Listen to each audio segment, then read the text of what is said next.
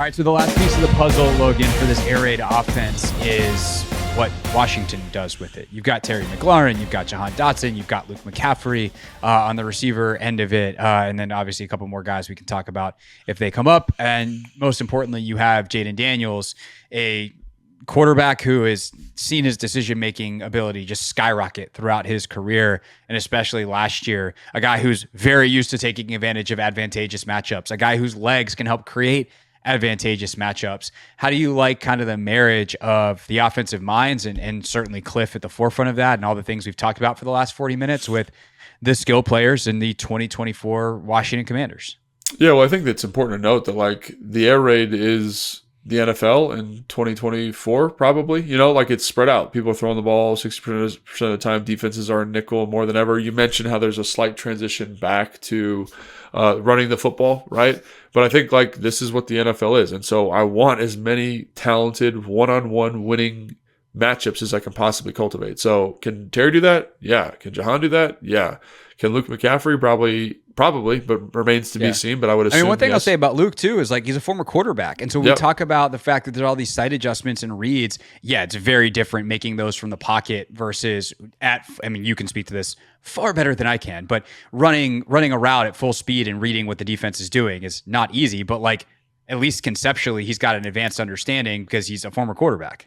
No, 1,000%. And then I think you got a guy like Zach Ertz who, you know, when I watch practice, we talked about this the other day, but like just the stems, the ability to break leverages of the defense, the double stick, the dark arts of route running, like you've got some guys here that can win these matchups. And I think you've got a guy in Jayden, that understands like how to distribute the football. Like he gets it, you know, like we talk about his processing, and that's ultimately what you're getting out of this offense, right? It's like quick decisions, balls out. And so again, that's really exciting for me to kind of think about that. And the other thing, I love his intellect. And I think people sleep on like the ability for a quarterback at the line of scrimmage to be like, I want to run this concept versus this shell structure, and I'm going to signal it and we're going to get that executed. That can be absolutely devastating if the guy knows what he's doing. And again, versus kind of these simpler structures they're getting early in OTAs, I think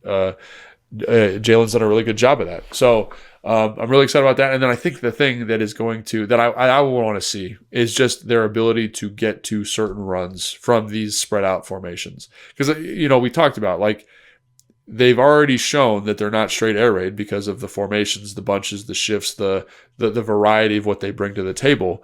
But I think that's the thing is like, how do you continue to hurt defenses and put them in conflict? Because if you're just presenting the same thing, I can adjust. I'm smart enough. I'm fast enough. I know how to adjust to the same thing. But how varied can I present each and every week? And I think in 2021, we just talked about that. He showed a really high affinity to doing that. But now you've got this piece in the backfield that's unique and different than Kyler Murray. He can see the whole field. He can attack the middle of the football field. He can run. He can be a part of the quarterback design. Right? It's just a nice element that needs to be used to the fullest. And hopefully that's what we see. Yeah, and ultimately their success offensively, this was always true, but especially with a system like this, is Jayden Daniels' ability to process. Right. How quickly and how correctly can Jayden Daniels process the things that he needs to? Is he on the same page with the receivers? Does he make the right reads? Does he see the things pre-snap that he thinks he sees and then either confirm and go or adjust and get to the next thing or realize what he needs, where he needs to be. And I think that was one of the things that's really impressive about Jayden in OTAs so far is, you know, we think of progressions as like 1, 2, 3, 4, 5. And it's like, no, sometimes it's 1's dead because the coverage is X, which means I need to go to 4 now.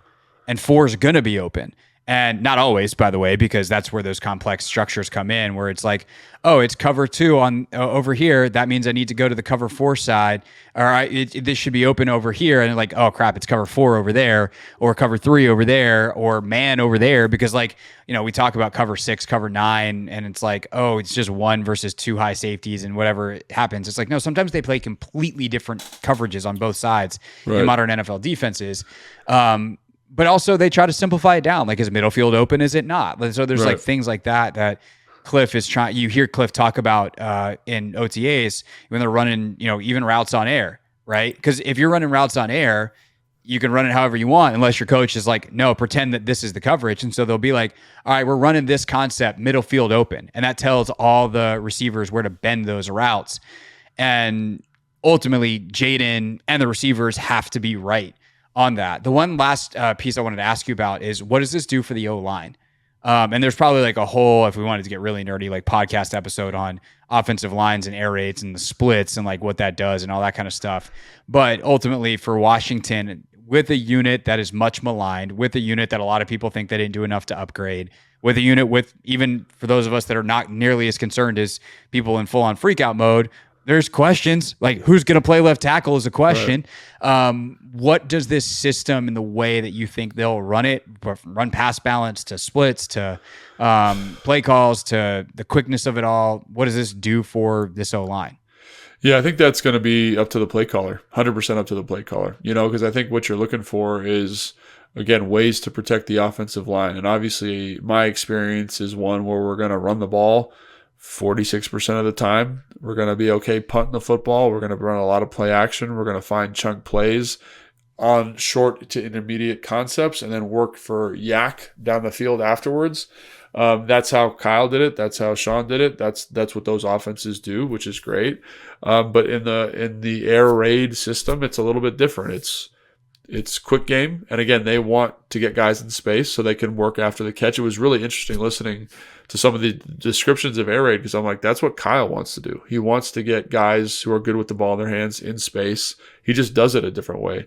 And so, again, I think that's a huge element. I think the quarterback run stuff is going to be a huge element. I think the quick release of Jayden is going to be a huge element of that.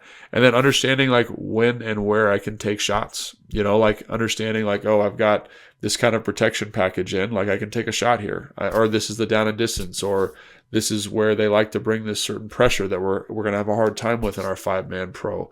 Like, let's make sure we've got a play call up that we like. So I can't overstate the importance of Kliff's role in that offensive line group. Like, we might not even be talking about them by the end of the year, and they might be just an average group.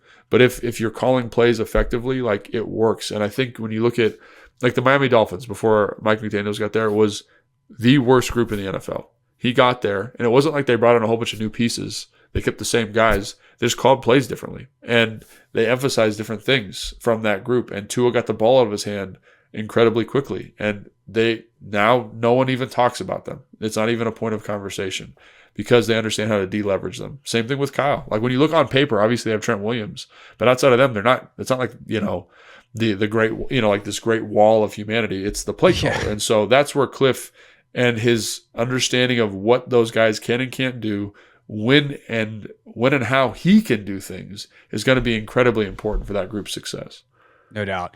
We'll obviously be breaking this down all year long. So if you're not subscribed to Take Command, now is a good time. Also, you got no more listening to do because the podcast is basically over. We'll be back next week. Just a one pod a week for us. I'm doing some travel at the tail end of the week. So hope that you enjoy this, and we'll be back with our regularly scheduled 2 pods next week. For Logan, who you can follow for much more on Instagram at Logan_Paulson82. I am Craig Hoffman, and we will see you next time on Take Command.